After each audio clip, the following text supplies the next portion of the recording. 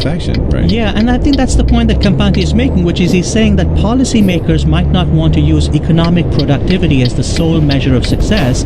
As he puts it, GDP is not everything. Shankar, thanks as always. Thanks, David. That's Shankar Vedantam, who regularly joins us to talk about social science research. You can follow him if you're on Twitter at Hidden Brain, and you can also follow this program at NPR Green, at NPR Inscape, and the show is at Morning Edition.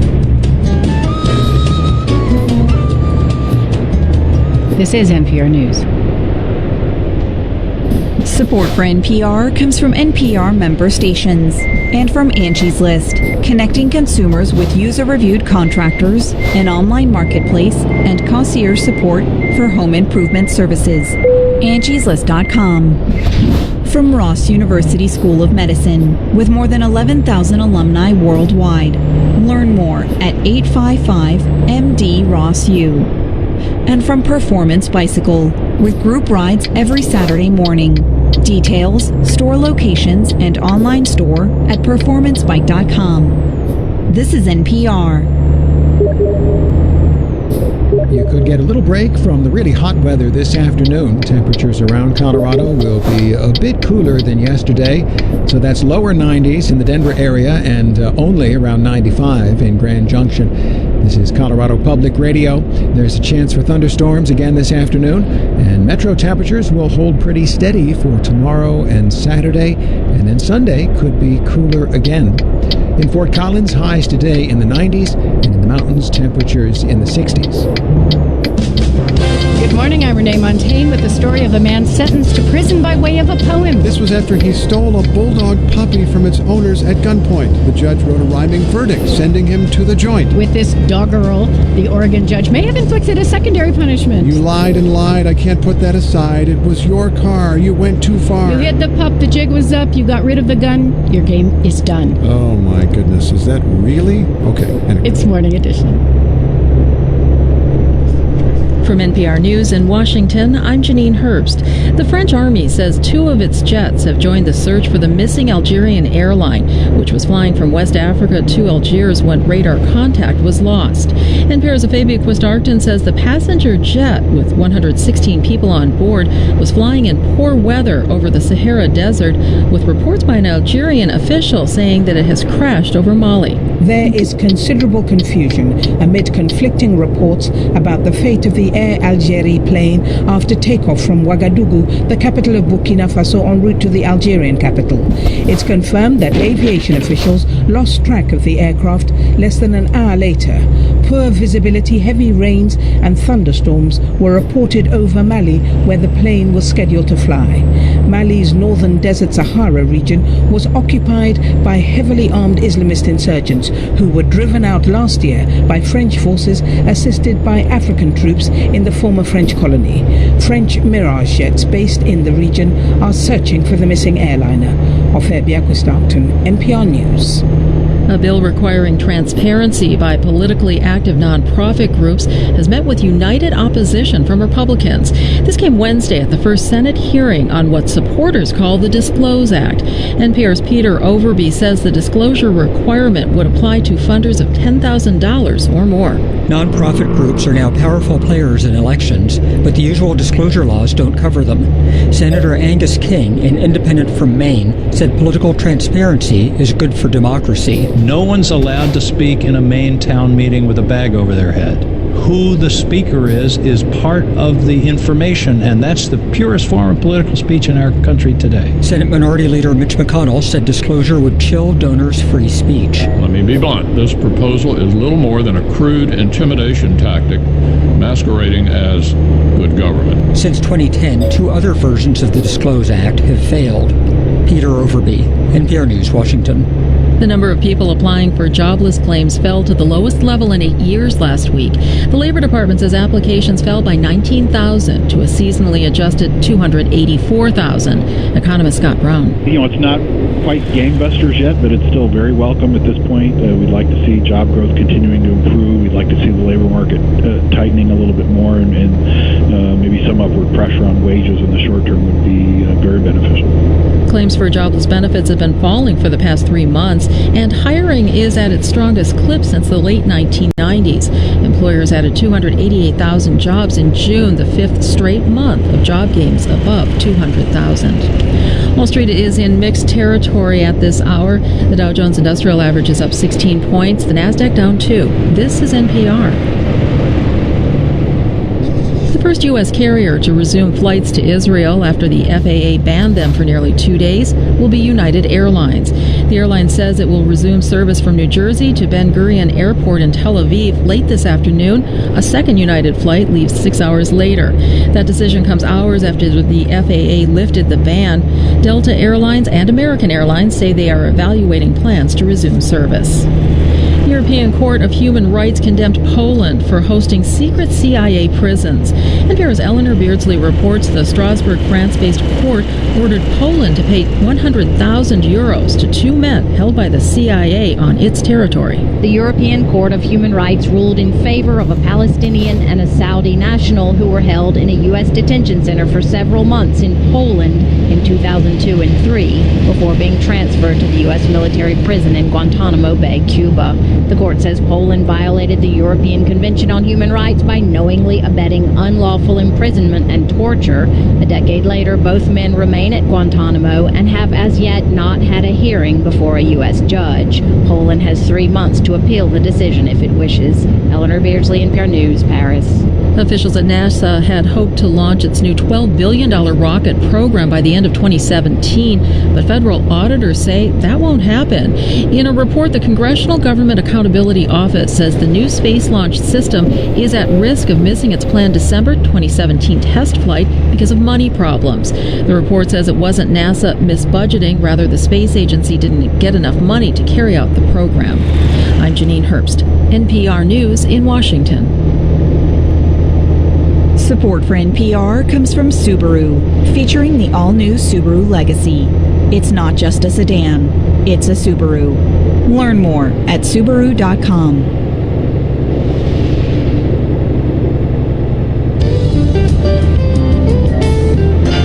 Report next on a generation of stateless youth, a byproduct of the war in Syria. Millions of Syrians have fled the conflict, often leaving without legal documents. Now they're having babies born without clear legal status. Many thousands, though the exact numbers are unknown. NPR's Deborah Amos was near the Turkey-Syria border recently and sent this report. Just when you thought things couldn't get worse for refugees, it turns out that having a baby can change everything. In a small apartment in Istanbul, Ayman, a new father, cradles his infant daughter, Leen. He doesn't give his last name, he says, out of fear for the safety of his family. He fled Syria 2 years ago, and in what seemed like the relative stability of Turkey, he married soon after. It was a religious ceremony, but the marriage is invalid under Turkish law. My marriage, it's not registered in Turkey here.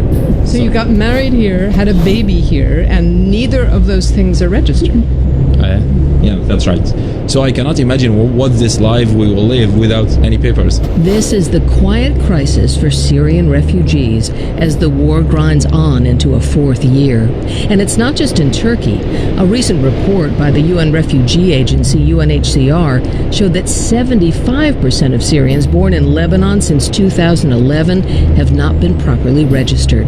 For many families, it's impossible. They don't have identification documents destroyed in the fighting or left behind in a panicked escape. In Turkey, many Syrians are smuggled into the country. Any children born are in legal limbo. There is no legal status for babies who are being born to parents who don't have a legal status here anyway. That's Senat Gunar, the Turkish director of the Holling Center in Istanbul, a U.S.-funded think tank. They won't be entitled to go to school. They won't be entitled for any sort of aid. They won't be entitled to any sort of citizenship rights inside Turkey. They won't be able to travel, go anywhere. When the crisis began, Turkey opened its borders for fleeing Syrians, built camps to host them. But it was a temporary fix. Even now, the Turks have no official refugee policy, says Gunnar. Syrians are classified as temporary guests, a policy based on the calculation that Syria's President Bashar al-Assad would soon be gone and the war over. It was a miscalculation of the timing, a miscalculation of the conflict. So they thought that this was a temporary situation. In the fourth year of the war, more than 300,000 Syrians are now settled in Gaziantep, a Turkish border town. A recent study by a Turkish aid group shows more than 100,000 are unregistered, says Ibrahim Cemkurt. Many say they're afraid the information will get back to Syria. He heads a new center to encourage registration with the Turkish authorities. They are trying to make the procedure easier, but it is really difficult to handle with so high numbers. And that is why they can't fix it up to now. So there's no fix for Mohammed, another Syrian father afraid to give his last name. He has 2 children born in Syria and registered back home, but his new daughter Shana, she's stateless. I think the most thing scaring me is to live without citizenship and to be stuck here in Turkey. I cannot move in with my family. We don't plan to get a baby. Frankly, that's what happened. And that's what's happened to thousands more Syrian refugees. Deborah Amos, NPR News.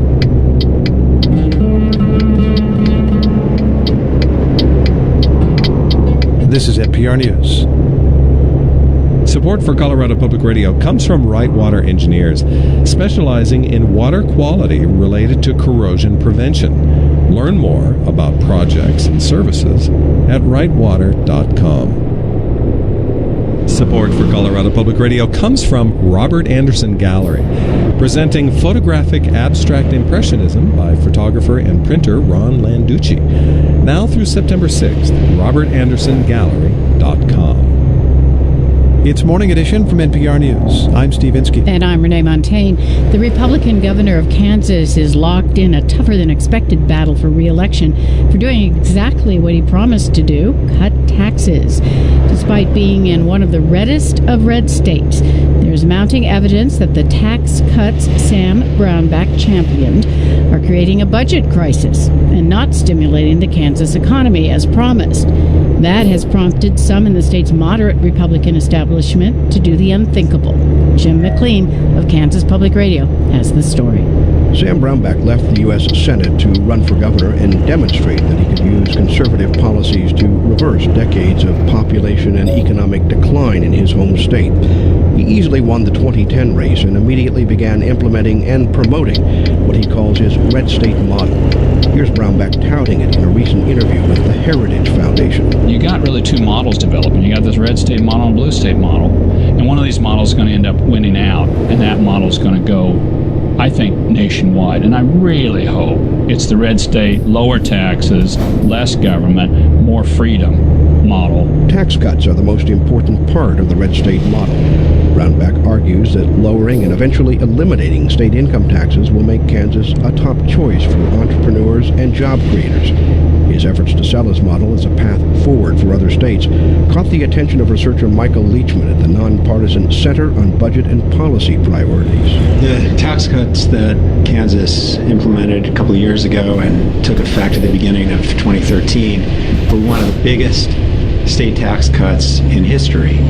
And now a number of other states are pointing to Kansas as a model for how you can use these very large tax cuts to promote economic growth. But so far, Leachman says, following Kansas's lead may not be a good idea. The tax cuts haven't generated anything close to the economic shot of adrenaline that Governor Brownback promised. There's no evidence of any boost to the state's economy. Kansas's job growth since the tax cuts took effect is actually a little slower than job growth has been nationally. If a lack of immediate results was all that Sam Brownback had to worry about, he could appeal for patience. But there's mounting evidence that his tax cuts are largely responsible for a sudden and sharp drop in state revenues. Senate Democratic leader Anthony Hensley says if the trend continues, the state will quickly burn through its cash reserve, forcing legislators to deal with a burgeoning budget crisis when they return to Topeka in January. I think the governor is in a serious state of denial right now about the fiscal condition of the state. The specter of cutting funding for schools, universities, and a popular highway program by hundreds of millions of dollars is political fodder for House Minority Leader Paul Davis, Brownback's likely Democratic opponent in the fall. One recent poll shows Davis leading Brownback by 6 points. That has spurred some moderate Republicans to do something quite unexpected. Just last week, more than 100 of them, all current or former elected officials, endorsed Democrat Paul Davis. Former Senator Whit Winter Jr. helped organize the uprising. We are all Republicans, but we will always be Kansans first. We stand today united in the belief that under the current Republican governor, Kansas is going in the wrong direction. But Brownback isn't backing down, and he insists his tax cuts are starting to work. At a recent campaign rally, he cited a conversation he had with the owner of a delivery business. He looks at me and says, hey, you're the governor, right? Yeah. That tax deal that you did, that's really helped my little small business out. And I said, oh, good. What are you going to do with the money?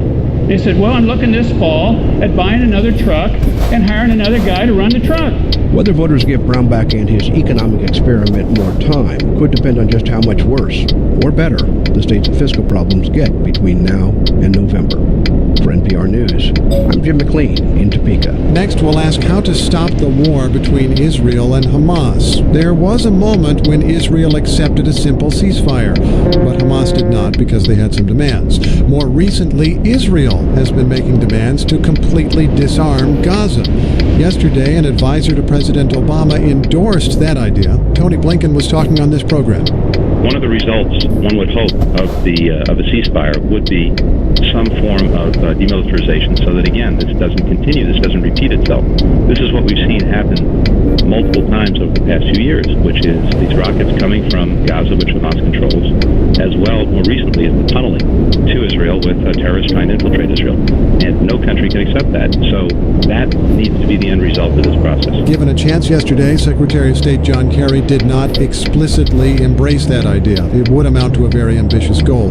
But it does raise the question of what the warring sides want out of this conflict and what they really can get, which we're going to talk through with Aaron David Miller of the Woodrow Wilson International Center. He's a former U.S. diplomat with long experience on Israel issues. Welcome back to the program.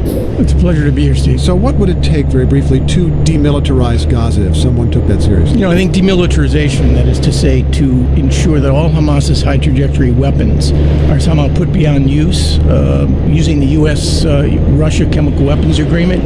You take all of Assad's chemical weapons, you appoint do like they did in Syria. Yeah, exactly. That's the model that some Israelis are using. In exchange for that sort of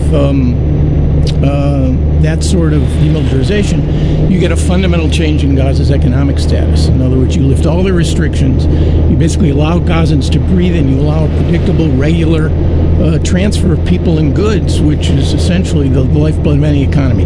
That is an ideal trade-off, and in another galaxy far, far away, that might actually be a rational, logical, self-interested way to end this conflict. Well, why can't it happen in this galaxy? Well, the problem is, first of all, it's the Israeli-Palestinian conflict, which suspend the normal laws of rationality. Okay.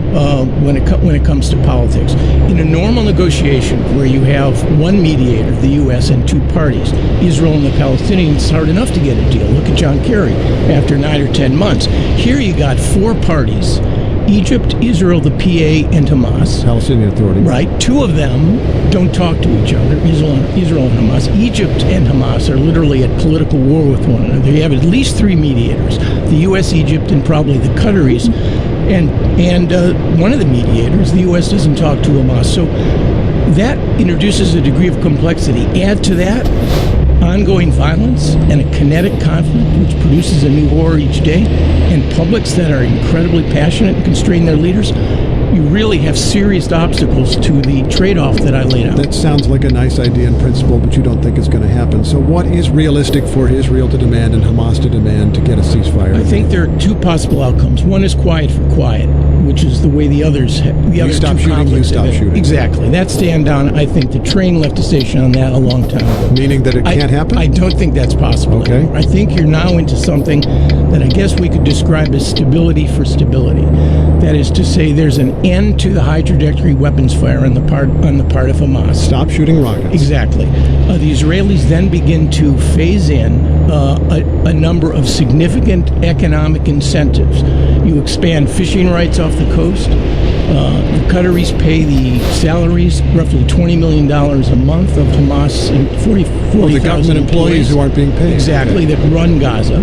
You begin to liberalize openings of imports and exports. Maybe you bring monitors from the Palestinian Authority in, which I think would make Mahmoud Abbas happy, and probably the Israelis. Mm-hmm. And you destroy the tunnels and perhaps introduce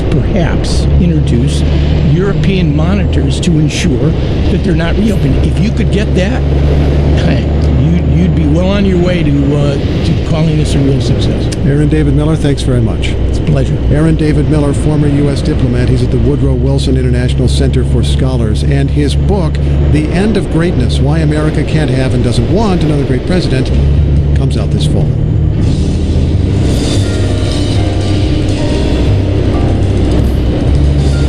It's Morning Edition from NPR News. At CPRnews.org, you can follow all the news from Colorado Public Radio and NPR, the latest court ruling on gay marriage in Colorado and what could happen next.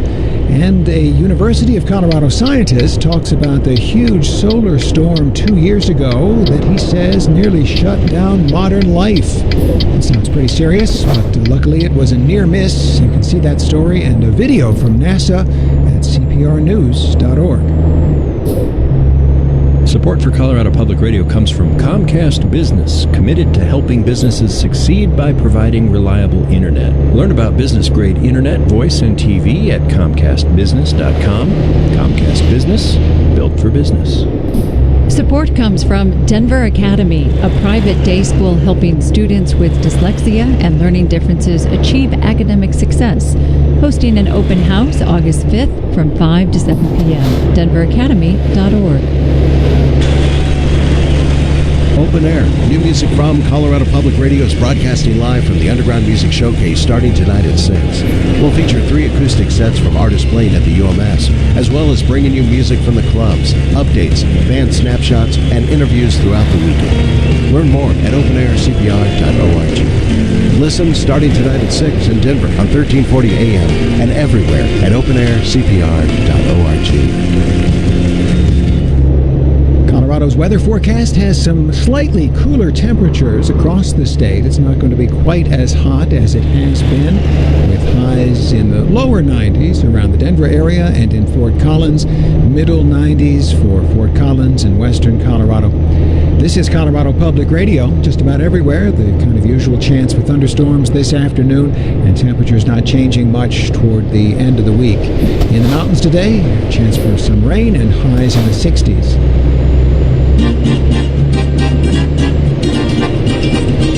Even people who love to cook don't make everything from scratch. You might make a homemade graham cracker crust, but who makes graham crackers? Chris Kimball, that's who. The host of America's Test Kitchen says there are quite a few foods you'd never think of making for yourself that you actually can. So we asked him to come up with a list of his favorite make-it-don't-buy-it items. Some of these actually save you money, and some of them produce a much better product, because a lot of the commercial products you get have fillers and stabilizers and gums and other things, so you can actually produce a much better product. The third thing is there are a lot of people actually who enjoy cooking, like me. So sometimes it's a project you do it because it's fun. And to prove it, Chris came into our studio at NPR West with some of his homemade products to try.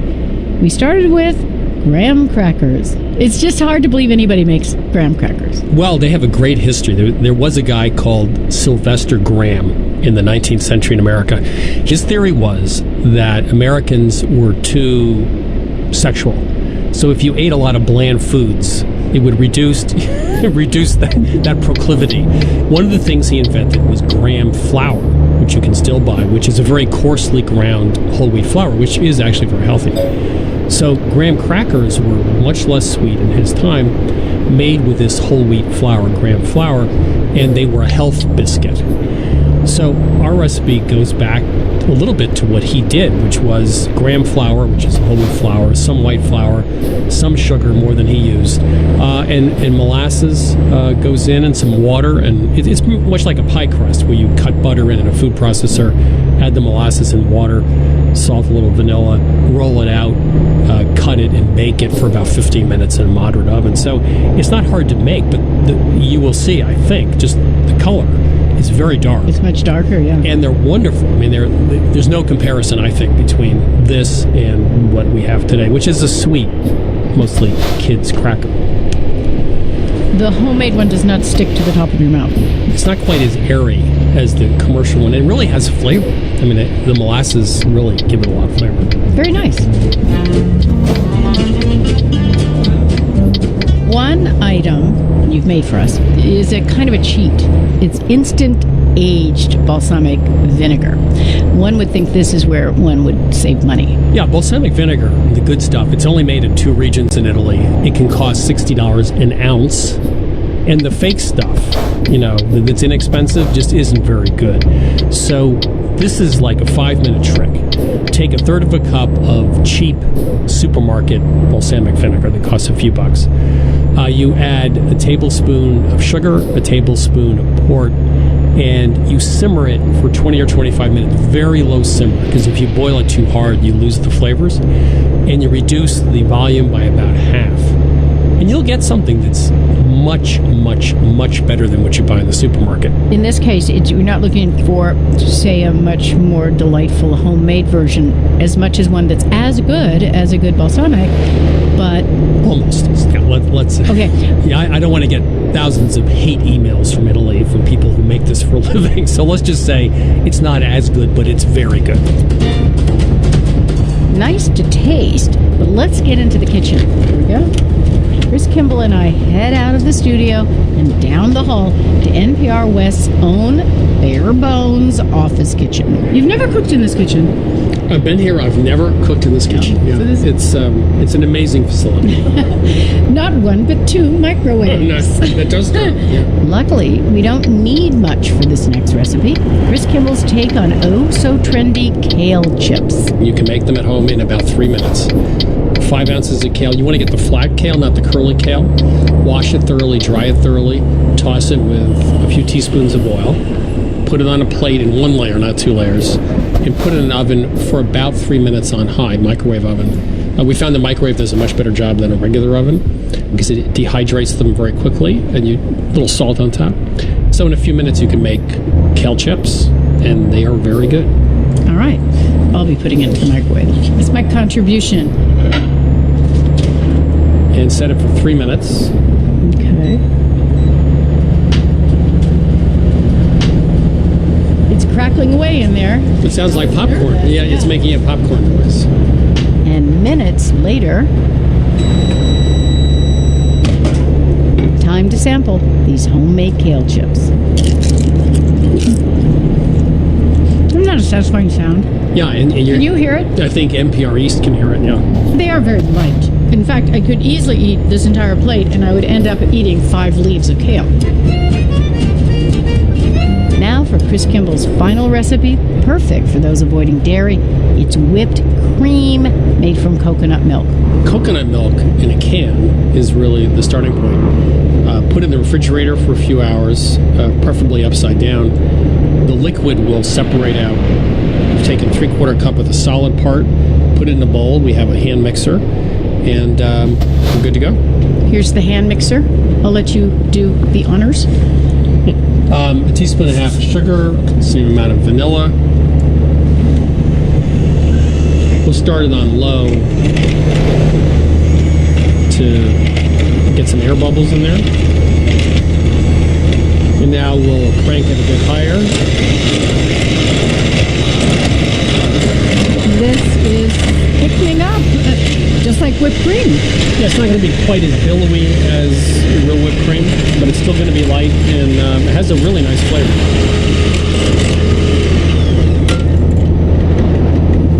That took no time at all. Here's a spoon if you want to taste it. Oh, thanks. Oh, very nice. It's a very mild coconut flavor. Really tastes great. Homemade dairy-free whipped cream. Our regular guest, Chris Kimball, is host of America's Test Kitchen on PBS. And you can find his Make It, Don't Buy It recipes at NPR's food blog, The Salt. Chris Kimball, thank you very much. Thanks for that. This is Morning Edition from NPR News. I'm Renee Montaigne. And I'm Steve Inskeep.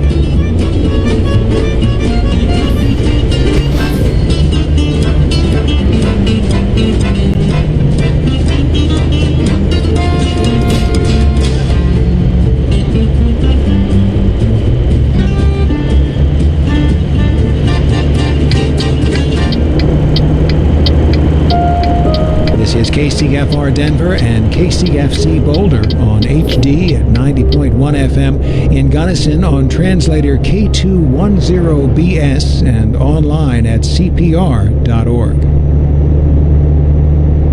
Support comes from Bonfils Blood Center, with a reminder that there is a constant need for blood donations during the active summer months. Learn more about donating blood and saving lives at bonfils.org.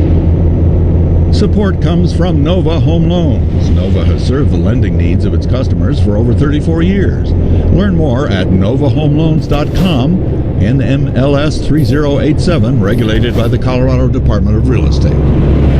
You're listening to Colorado Public Radio News, bringing you Morning Edition on the way to work and all things considered on the way home every day.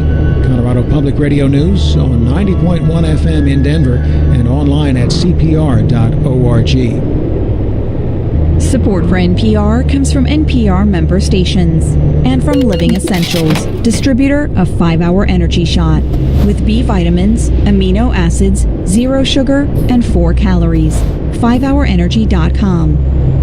From the Ford Foundation, working with visionaries on the front lines of social change worldwide at fordfoundation.org.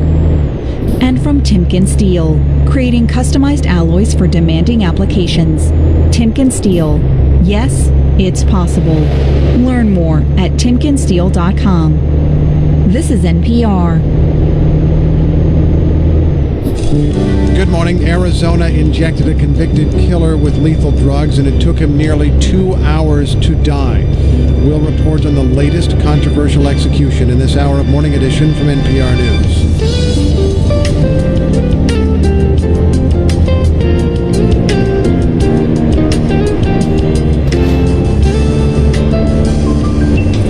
Many French Jews are emigrating to Israel.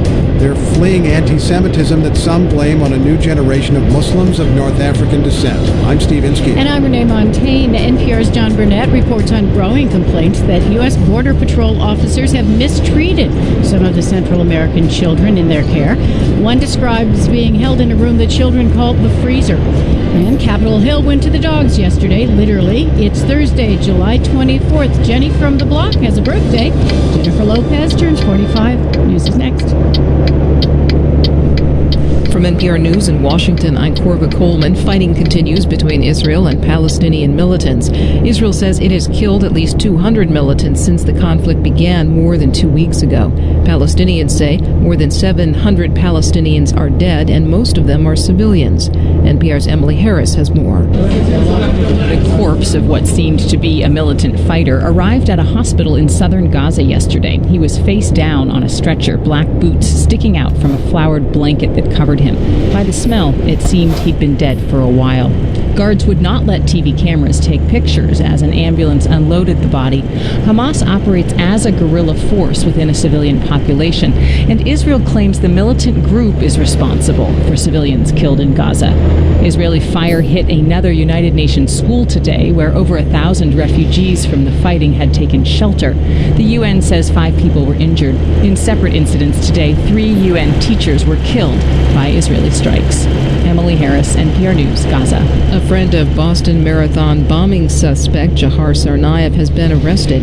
NPR's Dina Temple-Raston reports he may have provided the gun used to kill a university police officer in the days after the bombing. Law enforcement officials say Stefan Silva was in college with Johar Tsarnaev and was a good friend of his. The officials say although Silva was arrested on drug and gun charges this week, they're more interested in what appears to be his connection to the 2013 Boston Marathon bombings.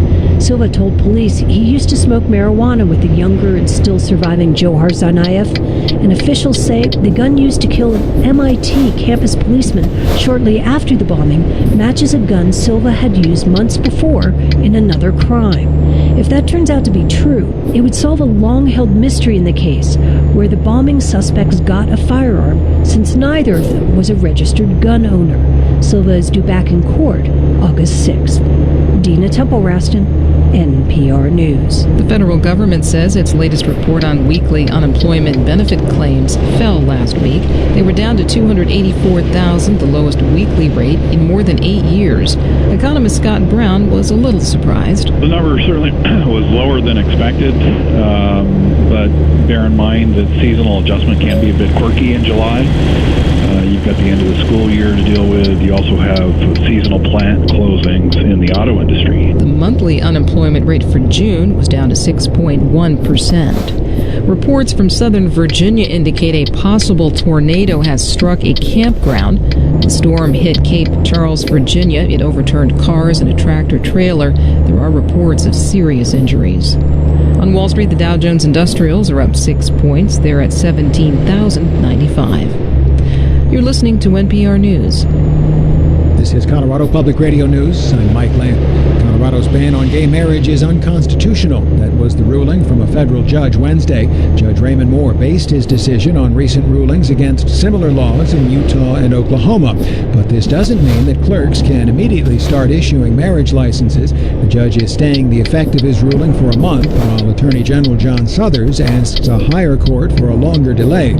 Lawyer Mari Newman represents gay couples in the lawsuit. She says they'll fight any attempt to extend the stay. The only thing that's now standing in the way of marriage equality in Colorado is our Attorney General John Suthers. It's time for him to stop this frivolous fight. Suthers says he will work to keep Colorado's gay marriage ban in effect until the U.S. Supreme Court can decide the issue once and for all. Outgoing Denver Broncos owner Pat Bowlen knew his health was failing and planned for the team's future. That's according to Broncos president Joe Ellis. He spoke out yesterday after the news that Bowlen is dealing with Alzheimer's disease. Ellis says the team has been placed into a trust and that he will serve as CEO.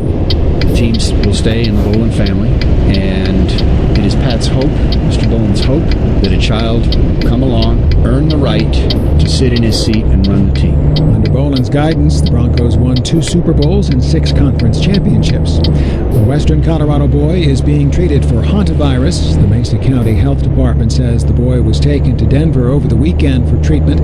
They didn't say where or how he got infected. People can catch hantavirus through contact with mice and other rodents. The virus can cause many serious symptoms and can be fatal. I'm Mike Lamb. This is Colorado Public Radio. Support for NPR comes from Performance Bicycle, with group rides every Saturday morning. Details, store locations, and online store at performancebike.com. I'm Luis Schiavone with more NPR News. The Mexican resort of Cancun and the surrounding Mayan Riviera, which is hosting almost 2 million international and national tourists at the height of the summer holidays, is a guaranteed safe haven, according to the state governor. From Mexico City, James Breers reports that a coordinated security operation is already underway to protect the jewel in the crown of Mexico's tourism industry. The governor of Quintana Roo spared the revocable board, and the law says that more than 1,000 municipal and federal police backed up by Mexico's military are patrolling neighborhoods and keeping around-the-clock vigil on airports, ports, bus stations, commercial centers, water parks and beaches. The aim of Operation Secure Summer is to guarantee safety and security. He also explains that 13 command posts are up and running, coordinating these wide-ranging law and order measures. Up to now, Cancun, Cozumel, Playa del Carmen, and Isla